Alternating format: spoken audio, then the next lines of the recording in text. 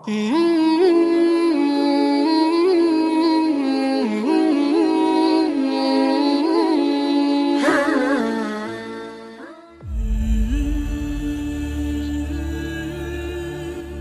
میں انٹر ہونا ہے کبیرہ گناہوں کو چھوڑ کر، لوگوں کے حق تلفی کو چھوڑ کر، گالی گلوچ کو چھوڑ کر، ظلم و ستم کو چھوڑ کر، رشوت، چور بازاری، کھوٹ، اس کو چھوڑ کر۔ بھائیو، اللہ کی قسم اٹھا کے کہتا ہوں، حرام میں کچھ نہیں رکھا، گناہوں میں کچھ نہیں رکھا، اور اللہ کی قسم اٹھا کر کہتا ہوں، ساری بھلائیاں، ساری خوبیاں میرے اللہ اور اس کے رسول کی اطاعت میں ہیں۔